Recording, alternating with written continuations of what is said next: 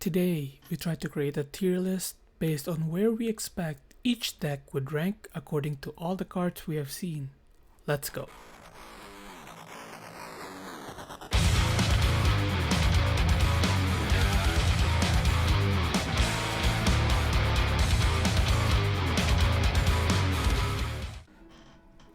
Alright, so we've looked at all the cards and seen all the cards from the origin set of Riftbound Tcg. So that's the first set there. We've looked at all the cards in each color, improving grounds, as well as the battlefields. And today we're just going to take a look and predict kind of where each deck would go according to the cards we've seen. Prior to this, we created a tier list not knowing what the cards would look like, and then now we're creating a tier list according to where we expect each deck would be at based on the cards that we've seen. And then later on, once the new set kind of rolls around the corner, we would compare and see what the meta according to the tournaments and all that have been, and kind of compare it to what our predictions are. So before we do that, we are just going to kind of quickly run through again the tiers here. So Inting, basically bad to as you go up. Faker is the GOAT level, a GOAT of league. So at Faker level, that means the deck has to be really good, or at least we'll predict that that deck is really good. Alright, so we will start now. So the first one that we are going to look at is Kai'Sa. So Kai'Sa here, when I conquer draw 1, the main effect obviously of Kai'Sa is that... Oh, no, this is not the Kai'Sa that we want. This is this one. This is the Kai'Sa that we want to look at, the legend. Sorry about that. So this one here, tap for reaction, then add a rune as a resource. So the big thing with Kai'Sa is looking at the cards that have spells like this with a rune cost, because Kai'Sa kind of negates that, right? Decreases that. And what will make Kai'Sa good are cards that have these costs and how good they are. If they are good, like for example this Void Seeker is insane, deal 4 and then draw 1, right? We've already discussed how good that is on the set reviews, and if you want to take a look at that, or not that review, I did review it, I just made my first impressions. Falling Star as well, you know, instead of paying 2 you only pay 1, which is a huge difference. We have cards like Hextech Ray, even cards like Progress Day, where it becomes pay 6 draw 4, right, which is crazy. Right, and then obviously her signature spell, Acadian Rain, which is deal 12 damage split however you want at basically units of 2. After basically looking at that, basically we're just gonna highlight some of the cards, right? We're not going to build the deck or look at how the deck would look. We just kind of look at what cards work with the legend effect and kind of see where we think they would land. As you've seen, a lot of those spells, they're very removal heavy, right? Which means at the very least they're so cheap as is, you know, and the fact that the downside to play those cards are negated by playing Kai'Sa Legend. I on the blind one I put her at Fed, and I still continue to think that she is still Fed here. Just again, free resources like I mentioned are always going to be really good in this game, or in any card game for that matter.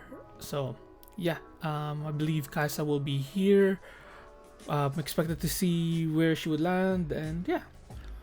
Actually, you will notice as well that some of the orange cards have been put later. So for example, Volibear usually would come after this, but there is a reason for that. I will explain that once we get to the orange cards. So the next one that we will talk about then will be Jinx. So So let me just pull that up here. Just, yeah, that guy says done. Delete that one. Now we're at Jinx here. At the start of your beginning phase, draw one if you have one or fewer cards in your hand. So what we're going to look at for Jinx, we wanted to look at cards that basically discard. Alright, because the more we kind of discard cards, I know some of the cards here will have effects like draw as well or whatever, but generally, you know, the more you discard the cards, cards that discard essentially are really good for Jinx, because you just kind of load up the trash zone, and then the less cards you have in hand, the more, you know, the more you it's easier for you to activate her. Another thing that we want to look at here is this, which is when you conquer, you may discard one card to return this unit from your trash to hand, which is cool. So it combos with this. You can discard this early, later on discard to get it back, and then you have something like this where it deals 4 damage. You make this deal 4 damage, right? So yeah.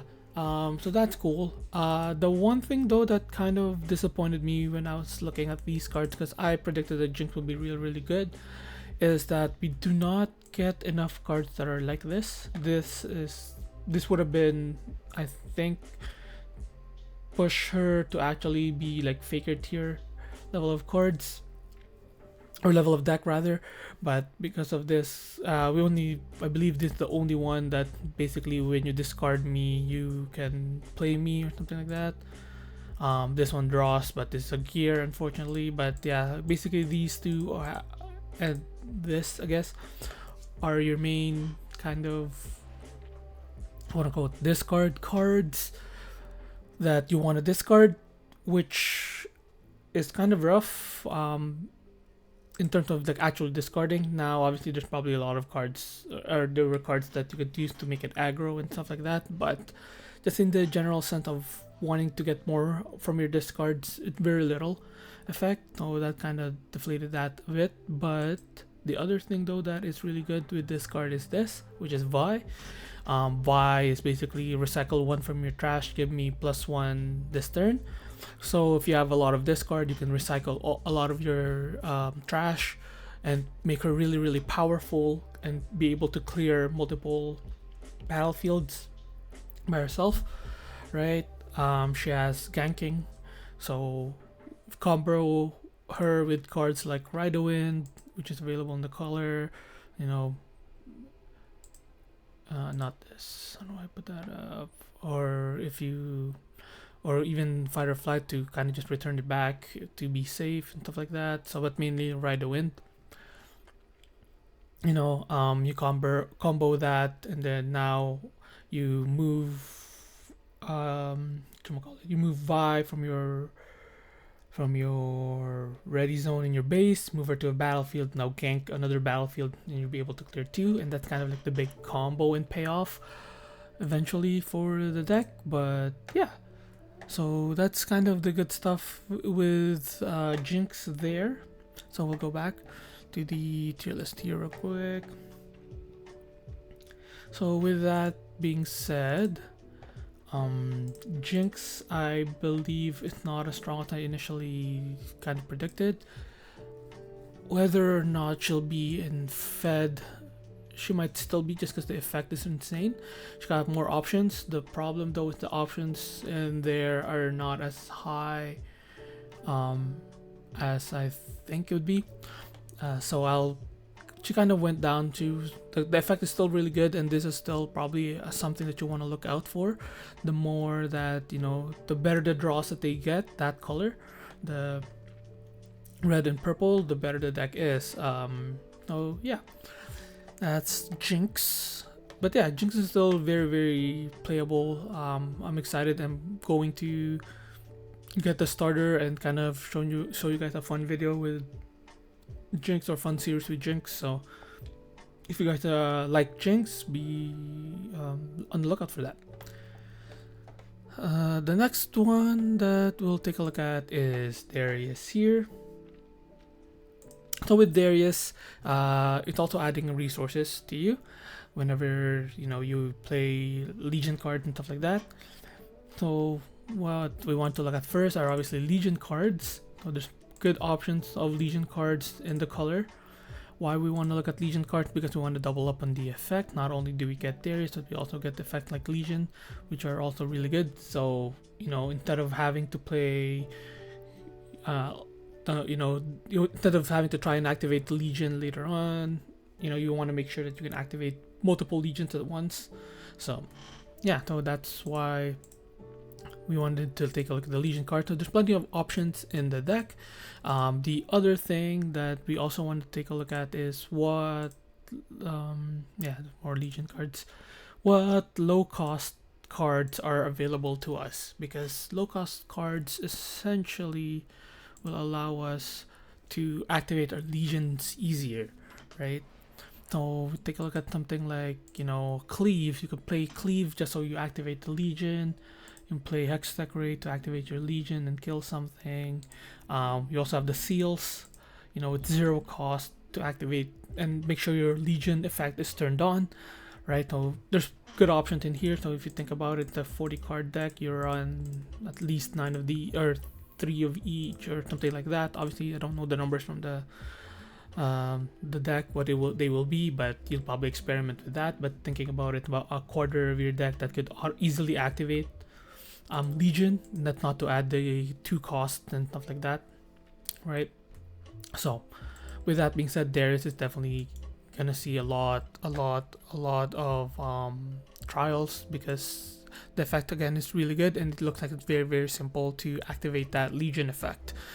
Especially with this, you pay 0 and then you gain 1 back basically for having Darius's effect turning on, right? While yes, we have the other ones in here where basically, if you consider the Darius effect, this is basically a free cleave, right? So yeah. So with that being said, let's basically rank Darius here, and where I will put Darius would be there we go, probably around here, maybe still better than Kaisa. Just okay, maybe not. I'm trying to figure out who's better, but the caster removal is so strong. Some of them, like the one that allows you to deal damage and then draw 1, is very, very strong. So but I do believe that these two are like a really, really strong kind of decks to make sure to look out for. Alright, so next we are going to take a look at Ahri here. Alright, so Ahri here, we thought just playable. We'll take a look at some of the cards. Basically, when an enemy unit attacks a battlefield you control, give -1. So with that being said, we also kind of want to take a look at the card like this here. You can give enemy units -2 when she defends. So that's probably the choice that you have with Ahri if you want to work mainly with the legend effect. And then you also the card tag shield and stuff like that, and then Terra gives other unit shield. So that's probably what you're going to be looking at. And then yeah, like this here, and then yeah, a bunch of shield cards in there. One thing to note with Ahri though is the second Ahri, this one here, when I hold you score a point, it's probably a completely different deck. It's the thing with this one here is you always have access to this, which means or just to kind of give you guys an idea, this card will, if you choose this card as your champion card, you basically always have access to the card. So combo decks, that kind of thing. Like for example, we talked about Vi Ride the Wind earlier. If Vi was a champion, and those colors with Ride the Wind, basically red, purple. If Vi was a champion and then Vi is red, purple, then it's a whole new ball game when it comes to the red, purple. Just because you will always have access to Vi without having to worry about it getting discarded, anything like that. right? That's the same deal with Ahri over here, because Ahri holds when she's going to board. Ahri doesn't work with this completely, right? Like it still does something for the deck, this card, but mainly when you play Ahri, it's not, you just put good stuff that will work with this Ahri, right? That being said, yeah, that's not the one I wanted. The one I wanted was this here.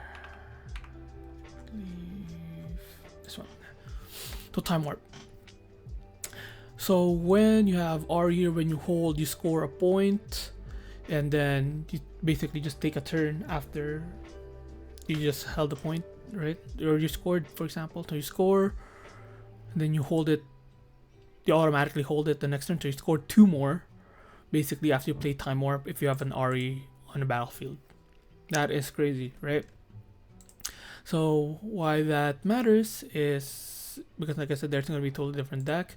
And then with both decks, you'll have cards like Defy, which are more protection, Charm, you know, Zhonya's basically, and Blitz, where you kind of control how your opponent's cards work. And then you just time it so that you can play this. Otherwise, you know, you use those move cards to turn on Ahri, right? But like I said, they're totally 2 different decks. Which one is better for the Ahri? I have no idea. One thing though that I will say is, like I said there, this one here, this Ahri, you have access to all the protection, right? Which is really, really good.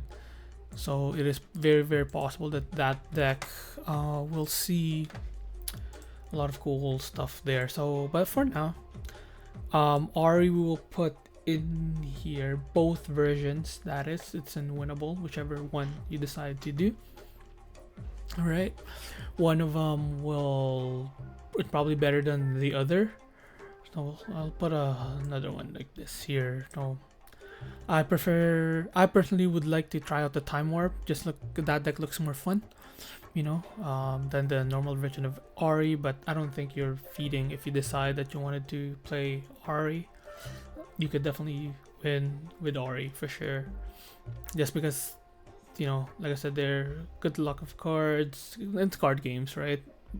Yeah, as long as you can create a solid game plan, you know, that kind of thing.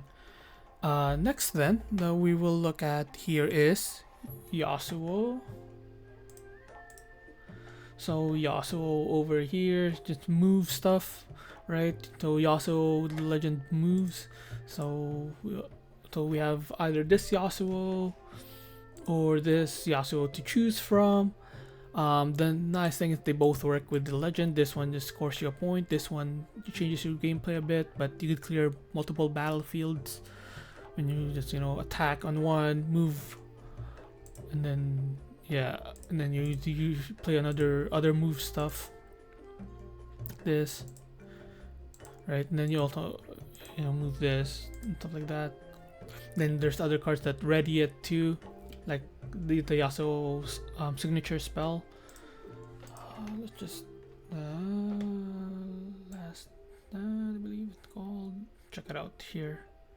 Don't want to highlight that as well. Last breath. That was just this. You basically readies your unit after they move, so that's cool. One of the bigger payoffs is obviously Kane. Doesn't take damage when it moves twice. And then, so either Kane or this Yasuo, you combine them, make them move a lot, and kill stuff, score points, stuff like that. Sonya's very good to save your cards, and then obviously Charm, we could move and then kill them, that kind of thing, right? So, and then obviously Riot is the biggest one that just kind of moves everything there. So yeah, with Yasuo, the game plan for the Yasuo decks will depend on which one you prefer. If you really just want to keep moving a lot, that's that. If you wanted to play something that had a little bit more control, you know, you attack battlefields and make sure you win battlefields that way, you have those options too, right? So that's for that. So yeah, so I think so far from all the decks that we have looked at, it will be probably the worst one. Not that, oh, I didn't put the other scene, sorry. Probably might end up being the worst one out of the 6 that we've looked at so far. Yasuo is cool, but yeah, there's just a lot of stuff. It feels, if you look at the cards and stuff like that, it's very gimmicky. Even though it's a combo, it's a hard to trigger combo, and everything kind of has to go right. Not to say it's not a fun deck. It looks very fun to play. And then yeah, playing a little bit of it as well in the learn to plays, it's very fun. So the next one that we will be looking at is Leona. So with Leona, what we want to look at is basically cards that will help you trigger this effect, which is just a bunch of stun cards. When you stun a unit, stun a unit, kill or stun unit, stun enemy unit. So those are the kind of cards that work with it. It still runs though with the same issue that we've had when we first saw the card, is that you need to have good stuns, which we really don't have too much of. In terms of cards that are actually good stun cards, right? You don't want to pay too much to stun something, and then you only gain a buff. So at this moment, when we look at that deck, I would probably think that Leona will be a down here in feeding, actually. Unfortunate, but yeah, there's really not much going. There's nothing in the two color kind of that will be exciting to have that will work with Leona. At some point, some of the cards you just look at that are good, you just probably build a different deck and it'll just be better. Excuse me. So yeah, the next card that I want to look at will be Teemo. Delete it. Teemo over here. That works a lot with the hidden stuff. As for the Teemo, this is probably the one that you want to play. You have this second effect in here. When you put Teemo into your own hand, you could, basically put a Teemo back to your hand and then replay it again. And this allows you to kind of replay a lot, because deal one for each enemy unit. That's kind of where you want to replay, what you want to replay. And then we also want to make sure we take a look at some of the hidden cards as well. Card like this, right, on the color. Plenty of options for hidden, which is really good, because you could, the more options you have, the better. And then you basically, what you want to do is your cards, you refine it, feel which hiddens are bad, which hiddens are good, and which hiddens you want to keep. The one thing too as well in the color that you have access to is this. When you look at the card from the top of your deck and see me play Nocturne, so you get a free unit just by kind of using this effect and seeing a Nocturne. I believe that's how it works. If it is, then yeah, that's really good. But you also have access to cards with vision in the two colors, right? Which also looks at the card, and if it's a Nocturne, it just gets played. So that's essentially only the one that kind of works with this consistently. You could do it in other blue colors, but it's because you have access to this. The rest of them are just kind of extra cards, but the options are there. So yeah, so Teemo, this is huge too. If you look at the hidden cards, normally you pay you pay a rune, basically recycle a rune power to play a hidden, which is kind of expensive. It will get expensive the more you play, but because of Teemo, it kind of just makes it very cheap. So we'll look at Teemo. Oh, I believe I was talking with Teemo but not showing the cards. Let's just open up another tab in here. Okay, I believe didn't look at my scene there, but basically with playing Teemo, this Teemo, showing up all the hidden cards that were available for the color. So a bunch of these, right? Including Teemo, and then a bunch of those that are good. So there's plenty of options, I was saying. And then you got Nocturne in the color, which if it probably works with Teemo because you're looking at the top 5 cards. And then you also have access to vision cards in the color, which is basically just these 2 colors that are available for it. So yeah, that's that there. Oh, they're not at Annie yet. But yeah, so I think Teemo is there's a winning strategy that I see on Teemo. You get a free unit in Nocturne, right? You have a bunch of hidden, which is always going to be annoying because your opponent have to play smart around them. So yeah, I think Teemo belongs up there. Right, the next one we're gonna go look at now is Viktor. Viktor, if you wanna take a look before I look at this, is Viktor here. Basically pay 1, play a recruit. So like I mentioned prior, you always have an option to do that.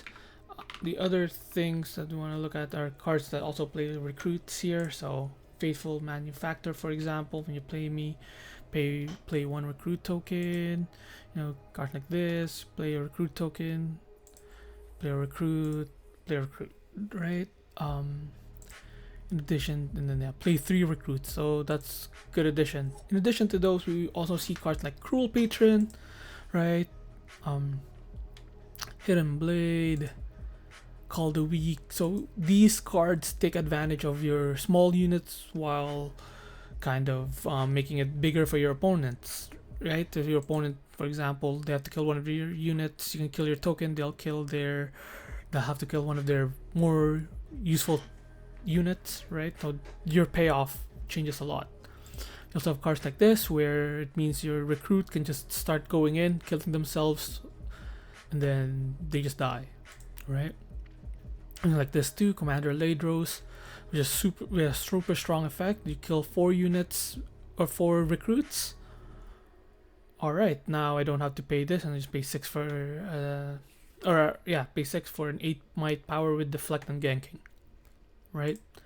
And then the other thing that we want to also take a look at is the availability to Grand Plaza. Because of the way the deck works, the way you can access multiple recruits, this becomes a real actual game strategy where you could actually try and win with the Grand Plaza. Although hard, it is very possible, right? And I'll just open 2 pages of Annie there. But yeah, with that being said, we'll take a look at this now. So Viktor, I believe, would probably reside up here, right? I believe that's still a really strong option there. With Viktor, you always have the option to play cards, and then you see there's a alternate win strategy with something like Viktor. And then due to so much options, you know, you have ways to play multiple recruits apart from just Viktor himself. And then you have cards that will give you a payoff where you can kill your small units and gain something big, or your opponents will kind of your opponents will have to kill one of their big guys while you only sacrifice smaller units, right? This Viktor card feel like it might match my playstyle quite a bit, so it is very likely that I will look at this card this deck competitively and see where that lands. So, but yeah, I will check some more stuff, but yeah, I do believe Viktor is a very good deck and probably resides on there. All right, so for the next one here, we'll look at Annie. Annie, at the end of your turn, ready 2 runes. So Annie, obviously I've seen how good it is to have be able to ready stuff. Look at some of the reactions. So this one here is available to us. This one's available to us. Not that one, but okay. So mainly this, and then this is mainly the one that I'm highlighting because they are reactions. There are other spells that are cost 2 or less that are actions, which you could also do on your opponent's turn. It's just reactions obviously are higher value. Then this Ahri deals special ability damage. No, cards like Disintegrate will deal more. We've obviously seen the options already from the Kai'Sa deck. Just didn't want to highlight it in here just because realistically, if you wanted to play those, you just play Kai'Sa. Yes, you get the extra bonus damage, but it's not really worth it compared to just playing Kai'Sa and not having to worry about those power costs, right? So if I am playing Ahri, I will be playing... Where's that one? This Ahri. Return spell from your trash to your hand. Why this one? The reason why is because you can accumulate your Vi, try to get points, and we've talked about this combo earlier, but you will have basically Rido and Vi combo to kind of win you the game. You'll always have access to that. The thing though is you don't need to make sure you have both cards in hand, right? There are other cards, I believe, like this here, Morbid Return a unit. You can do this in Jinx too, but you can't do the spells unless it's card. But Ahri just sits there until you need it, and then once you actually need it, you have your combos ready. You can basically ride the wind, right? Ride the wind when you're ready, and then pop with Ahri. The other thing obviously too with Ahri is you can recycle your spells, so stuff like Shakedown, like Gust, right? You can just keep reusing them with Ahri, and it's gonna be really good, right? So yeah, Ahri I believe is still in here. Like I mentioned, their free resources are really good. Actually no, I just remembered of a card that's gonna be in there. So but Ahri's probably still the top here, but that version and not the Kai'Sa, the more spell slinging one with the other Ahri. It kind of does the same just because the rune or the resource that you get as well is free, right? You can play stuff and then have 2 runes always ready extra so that you can play what you want to play. So Ahri will go in the Fed tier, right? I have to go back in here. Sorry, I need to keep checking my scene, just make sure I do this properly. That's Ahri. The next one that we are looking at is Lux. So we want to make sure we have spells that cost 5 or more, which we have plenty of options for. Obviously, because they're so expensive, we do not want to have them basically playing just all that, because only a 40 card deck. This is already 1, 2, 3, 4, 5, 6, 7, 8 already, right? So 8 times 3, that's already more than half of your deck, so you definitely don't want that. But there's plenty of options. This is one of the better ones because it's 5, deal 6, no rune cost. You want it to be cheaper, but yeah, you have plenty of options. This one's insane. Draw 5 basically is what this is saying, right? For 6, draw 5, pretty cool. And then when you have a combo that they could end, you'll have access to Time Warp whenever you need, because you're drawing so much, right? You have access to unchecked power. So and then obviously Divine Judgment, the card looks insane, right? 2 units, 2 gears, 2 runes, and then 2 cards. You don't care about the 2 cards because you will always have the extra one from Lux as well, right? And then eventually you just draw your naturally as in your color, right? The nice thing with Lux is they share the same color as Viktor, but I feel like the gameplay, at least if you're looking at the effect, is very different, right? So with that being said, then we can take a look at where we'd put Lux. And I think Lux is still the main control deck of the game. So if you want to play control, I think you play Lux. I think Lux belongs in here, in the top part of the tier list so far. But do I think it's better than Viktor? It's a completely different thing, so they're not super comparable that way. Alright, so next card we're looking at, we're now basically at the oranges. This one really matters because there is one card that I think deserves a special mention. I've seen basically a lot of the cards and we've looked at the set, but this card right here is the reason why, like for example, when we first looked at the set, we looked at Garen as one of the, basically the effect is super bad, but because it is an orange, they will have access to Dazzling Aurora, which means no matter what happens, the deck will always be at the very least playable, right? Yes, the other versions might be better, but it will always be playable because this card is really, really good, right? So with that being said, let us just kind of go through a lot of the stuff in here. So basically what this will do is play basically a huge unit. You play a few units in your deck and then they're the bigger units, right? Ignore the cost and then recycle the rest, right? So why is this so insane? The reason being is because you have cards like this here, which is Catalyst of Aeons. The game kind of allows you to, or the game basically naturally will let you play Dazzling Aurora around 2, 4, 6, 8 after 5 turns, right? Generally, this will allow you to get it within obviously 4, which is 1 turn faster than your opponent will be able to handle the big units that you'll put on board, right? In addition to that, going second, you can get it in 3. You also have this card here, Mobilize, which allows you to also kind of get it faster. So you have multiple options where you can just go fast and get, if you get it in turn 3 and turn 4, the Dazzling Aurora, it's gonna be very, very difficult to win. Look at some of the cards in color. In orange, I thought I had other ones in here. I did. Let's just look at orange in here. Where's Dead Bloom Predator? Another one.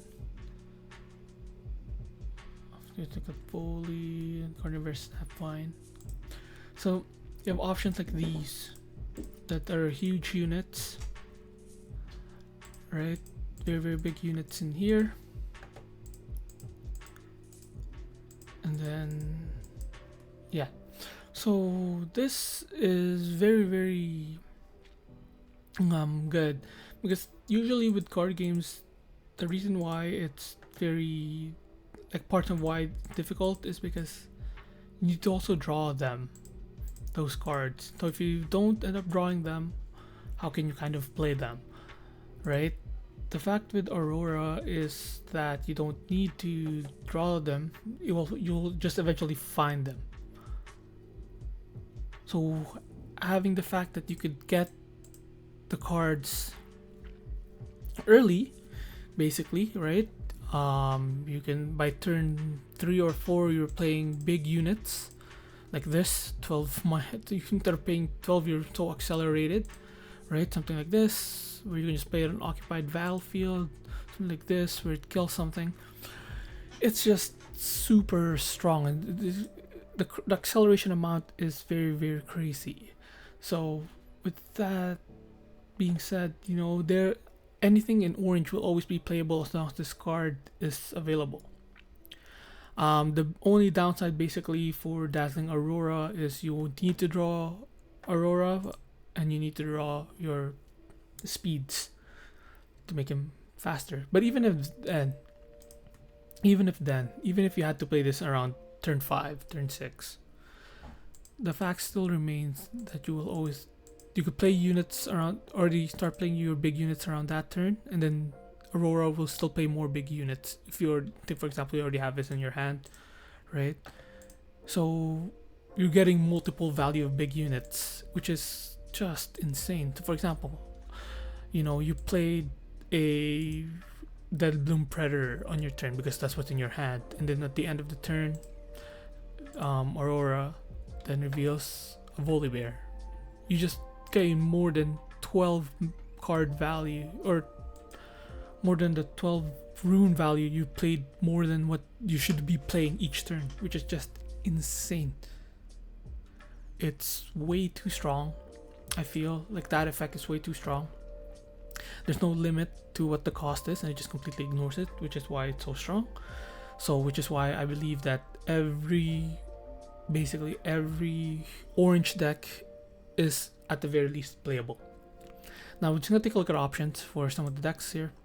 So for volley, you have kind of the other big card options here, right? Magma Worm, you know, Trend, this one. Apart from what the orange cards are already, so you just kind of find the balance which ones you have. MF will have options to it. This one here is also insane, right? It's just like I've revealed their hand. You already get information of what their hand is, so you can play around whatever it is. You choose a card and they discard one card. Like, it's so strong. And you also got this Rasa, so you know, eventually you can just, if you draw into this, it might be cheap to play, that kind of thing, right? So good. Wrong one. Yellow, obviously we have a yellow like Garen and Sett. So this one, the kill spell, you can play a kill, play more recruits, you can play Karma here, right? You shuffle one of your cards, buff, so just buff with the Aurora. Pretty sure you recycle them, if I'm not mistaken. Yeah. Then this, just double check that again. Yeah, you recycle the rest, so you can basically buffing up with Karma. So those are options, and then the last thing we have the one that will go into the Yi or Lee Sin. Unfortunately, they don't really have that much good options when it comes to big units, but what they do have is probably the best protection for your big units. So you have stunts, you have moves that you can do whatever you want, bring them in, pull them in, right? You have counter spells, so they could try to kill, but it'll be harder for them to try and kill your units, right? And you have Zhonya's, right? Obviously Zhonya's is essentially the Sett power as well, so yeah, that's really good because you have access to these, right? Very good as well. All right, so we'll take a look, start putting some of these cards in the tier list, right? So basically from what we've seen, I do truly believe that MF is the best deck, best Aurora deck. The Mind Splitter is just too strong to have an access of for something that you don't kind of think that you have to play. It's super strong, right? So yeah, obviously the other cards will be playable. I believe the worst one in this is probably Lee Sin and then Garen. Their effects don't really do much with what Aurora does. Lee Sin just a bit better just because it buffs up your units, but that's up to just one. I believe if you want to play this color, just play a Mastery Aurora list here. And I believe it goes like this.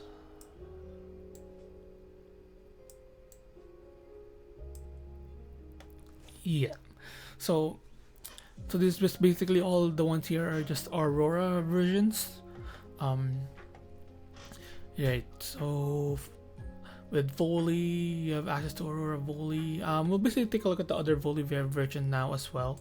I think it is a slightly actually, yeah, just slightly worse.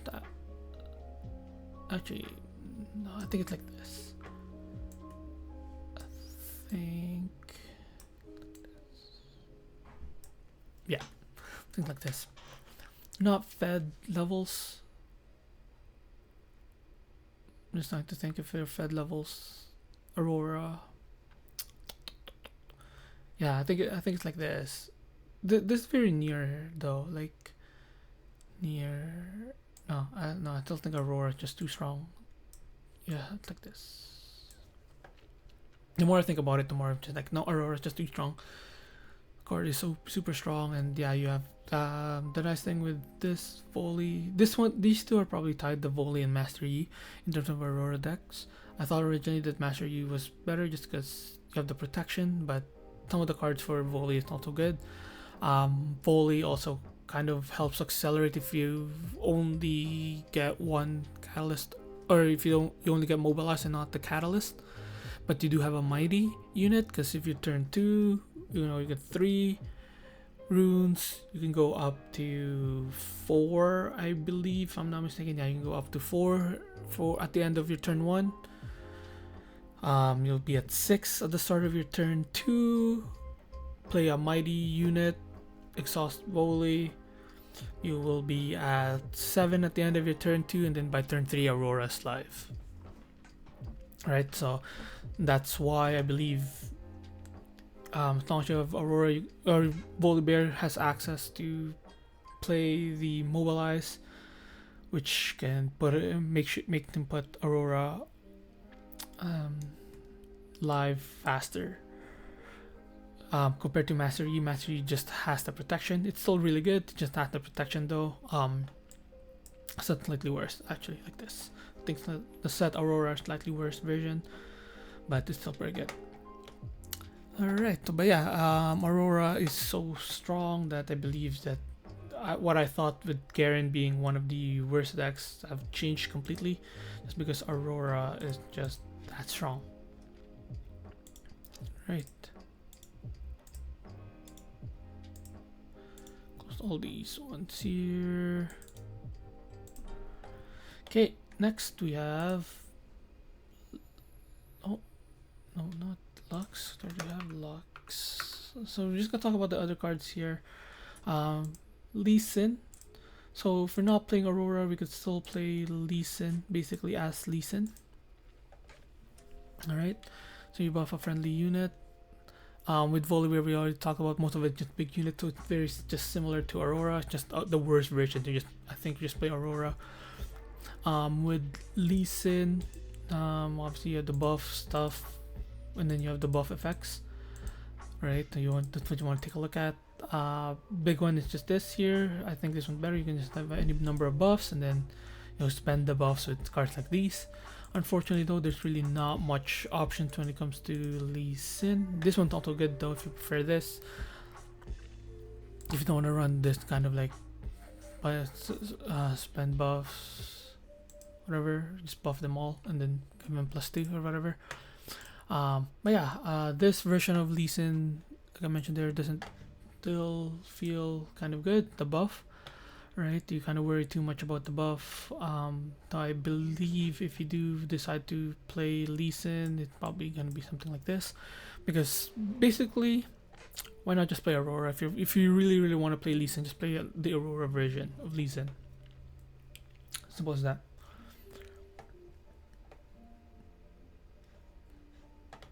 Next, we have Master Yi. So Master Yi, when a unit defense alone gets +2, so that's really good. Again, like we mentioned already with Aurora, but in the event that we don't want to play Aurora, there's a bunch of cards of shield, which is really good. Alright, so you just give them shields, and then you have cards like these. You also have shields, right? And then Master Yi, you play them in Master Yi. They're just even stronger when they're just defending alone, so you gain a lot of tempo from that. So yeah, that's Master Yi. Very simple concept to play. So Master Yi, I believe if we were to look at Master Yi, I would put, I don't have I'll just move this Master Yi, but just know that the Aurora version of Master Yi resides right beside Volley. But the actual, if you were to make a Master Yi deck, I would probably put it somewhere there, or not, maybe even worse, like right here. Simple. Yes, it's strong, probably annoying, but I don't think that effect is enough to kind of warrant the strength that you'll find on the higher tier decks on top of it. Alright, and then lastly, we have the last one I'll talk about is Sett. The reason why I'm kind of just talking like this is because MF, I believe, Misfortune over there. I believe when you look at I thought I closed these. Yeah, anyways. So when you look at when you kind of look at Misfortune, for example, there's just really no reason to play non-Aurora. Yes, you can ganking, but that's so strong in Aurora that you just play Aurora. While Master Yi, you have the option. Same with with Lee Sin. Just the effects that they have. If you want to play that, I think there are much worse versions in the Aurora, but they are available there. Volley is essentially the same version. Just play Aurora for because it's so much stronger. It's such a strong card, right? And then the last one that we will kind of talk about is Sett over here. So when a buff unit control would die, you may pay this and exhaust to spend the buff. So bunch of cards that basically buff of stuff, so you can constantly have buffs. This one though, like I mentioned there, this will kind of play a lot more differently than the Aurora version because you basically play more units in here. Right, and I still believe that the effect is still really strong. So yeah, where I would put Sett, if you look at some of the cards, yeah, just buff, and then, but they don't kind of die. If you look at some of the cards here, yeah, they just, those some of the units don't die, and there's so much waste to buffs, which means a lot of your units will have trouble getting killed. Right. So if I were to consider Sett, I think it's just right there. I still believe that the actually maybe not, because the Sett effect is super strong. Then I believe that the Aurora version of Sett might actually be one of the only ones where the Aurora version might be worse, just because when you play Aurora, you're also playing less units, and with Sett, there's really not much in yellow that kind of helps out with what Sett wants to do, or just in the thing. So I believe when you look at the Aurora decks, the worst one will be the yellow one, and the best one obviously the purple one. Right, but anyways, this is kind of like the tier list. Yeah, it's very nice to not see anything inting, right? Unfortunately with Leona, if you were to go play competitively, playing Leona or Lee Sin might actually be the worst choice that you have. I think that's just how I'm assuming things are. They might be the worst. They're not saying that you can't. There's probably an option in there that, you know, maybe we just don't see. But just by looking at the cards, there seems to be nothing super special on them compared to like the other ones here. All right. And then when you're playing orange or playing competitive, try to find a way to play Aurora. It's fair if you don't like the play style, but it just feels super strong.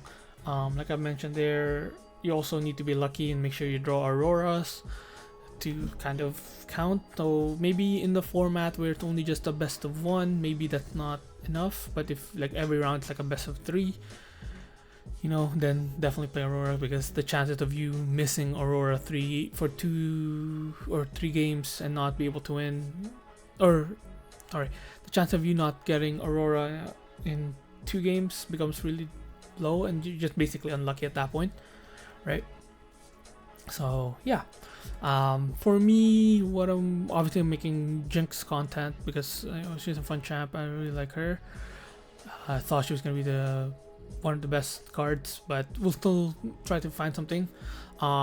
Mostly excited obviously with Lux, Viktor. I like the cards that I saw in there. I'll definitely be dabbling around with Aurora for sure, and Annie as well. I still think those cards are really good. Yeah, if Aurora didn't exist, Annie might be here, but Aurora exists, so Annie might just be down here, because the thing is, you still need to find ways to kill all the big units, and I don't know if, yeah, we might just have to readjust this thing, where if I'm looking at this now, I might knowing that Aurora, like obviously when I was ranking this, we're not looking at Aurora just yet, but it's very, very likely that the decks would look something more like this.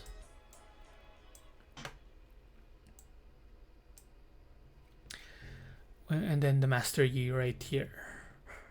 Right, just because Aurora is so game warping, and I don't remember seeing much spells that are damaging like crazy, right?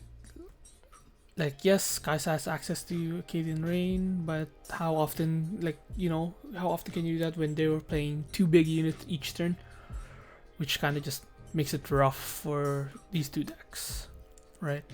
Well, you have access to something like Lux, where it destroys big units like nothing.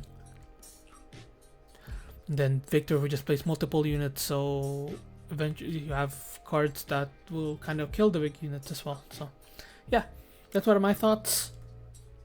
So, just looking at my thoughts there again, like I said, I believe that MF Aurora is probably the most insane deck in here. Actually, Volibear probably second, I think, something like that. Volibear, Yi, and then the rest of the cast. Volibear, Yi, yeah. Aurora, very basic. These Auroras,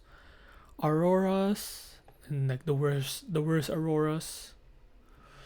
But yeah, mainly these 3 Auroras are probably really, really good. And then these cards next. Like you just gotta make, when you make it in the context of Aurora, this will be it. If we just treat this, like for example, I believe that these 2 are better than Darius, but I believe that Darius might have a better fighting chance against Aurora than these 2 would. That's why I kind of like this. And then yeah, Teemo just keeps falling off because Aurora, and then doesn't change the Aurora matchup. But yeah, that's that there. Again, if you like the video, like and subscribe. We'll definitely take a look at this again at the end, see how right I am or how wrong I am with Aurora, especially. But yeah, thank you guys for watching, and drink your veggies.